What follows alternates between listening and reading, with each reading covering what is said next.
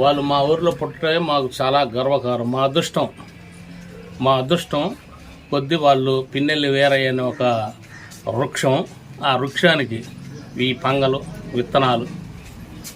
వీళ్ళు మా ఊరికి సుందరారెడ్డి గారు, లక్ష్మారెడ్డి గారు ఎంతో చేసినారు. వాళ్ళు పోయిన తర్వాత మళ్ళీ రామకృష్ణారెడ్డి గారు మా ఊరిని ఉద్ధరించిండు.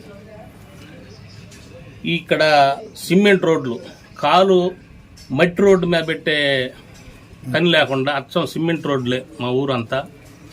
ఎన్నో సంక్షేమ పథకాలు తెచ్చిపెట్టారు. కాబట్టి ఎన్నో హై స్కూలు, మోడల్ స్కూళ్ళు ఎమ్మెల్యే గారు మా ఊరికి మోడల్ స్కూల్ తెచ్చిపెట్టాడు. మా అదృష్టం. కాబట్టి మాకు ఆయన మళ్ళీ సిమెంట్ రోడ్లే కాకుండా మళ్ళీ బోర్లు 120 బోర్లు మా ఊరి నిండా బోర్లు వేయించారు. సేలు బాగా పచ్చని మిరపతోటలతో బ్రహ్మాండంగా పండించుకున్నాం. అది నుంచి కేపీ గూడెం దాకా తార్ రోడ్డు, డబల్ రోడ్డు. ఏ ఊరికి లేదు డబల్ రోడ్డు. మా ఊరికి పల్లెటూరికి, మా ఊరికి గూడెం దాకా రోడ్డు వేసినారు. మాకు ఎంతో ఆనందం. గుంటూరు నుంచి కొత్త పుల్లారెడ్డి గూడానికి బస్సు వేయించారు. వాళ్ళు మా ఊళ్ళో కట్టేలా శ్మశానం. మళ్ళీ ఆ శ్మశానానికి కూడా 5 లక్షల క్యాష్ ఇచ్చారు. సిమెంట్ ఉసుక ఉచితంగానే ఇచ్చారు. దేవుడి గుళ్ళు, రామవారి గుడి కట్టించాం. ఆ గుడికి 6 లక్షల రూపాయలు సందా వేశారు. ఈడ గంగమ్మ గుడి వేదవాళ్ళు అప్పుడు గుడి కట్టియాలంటే దానికి దాదాపు 15-20 లక్షలు, 20 లక్షల రూపాయల దాకా గుడికి ఇచ్చారు. బ్రహ్మాండం గుడి కట్టించాం. మరి సచివాలయాలు, గ్రామ సచివాలయాలు అన్నీ కట్టించారు. కాబట్టి మా అదృష్టం కొంది మా ఊరిలో వాళ్ళ నాయన, వాళ్ళ తాతయ్య వాళ్ళు పుట్టటమే మాకు మా అదృష్టం.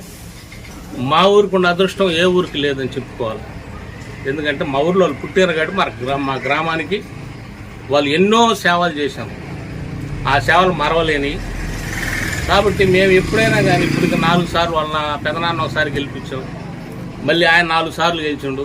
కాబట్టి ఇప్పుడు మాకు మాచర్లు మళ్ళీ గెలిపించుకొని మళ్ళీ ఆయన మంత్రిని చేసుకోవాలని మా కోరిక, మా గ్రామ ప్రజలందరి కోరిక, మా నియోజకవర్గంలో కూడా అందరి కోరికలు ఆయన మంత్రి కావాలనేది. కాబట్టి మాకు ఈసారి గెలుపుతాం. వాళ్ళ తమ్ముడు వెంకటరామరెడ్డి ఉండు.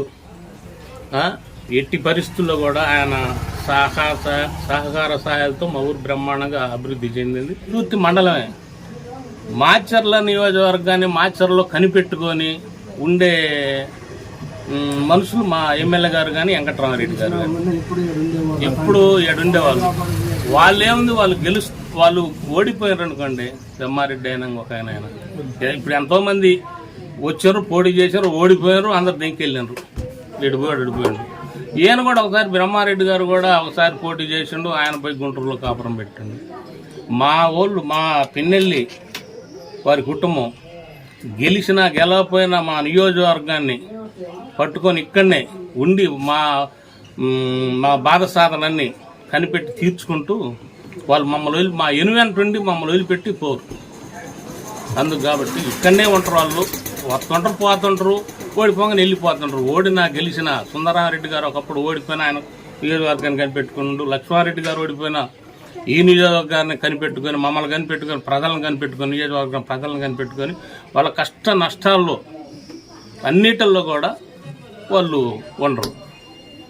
కాబట్టి ఎట్టి పరిస్థితుల్లోనైనా మళ్ళీ మా రామకృష్ణారెడ్డి గారు గెలుస్తున్నారు. మళ్ళీ ఇబ్బంది ఏం లేదు. ఏదేదో అంటారు కానీ ఇవన్నీ తీసి పక్కన పెడితే ఎట్టి పరిస్థితుల్లో కూడా వాళ్ళే గెలుస్తారు. గెలిపిస్తాం, తిరుగుతాం, కష్టపడతాం, గెలుపుతాం. అంతమాట ఖాయం.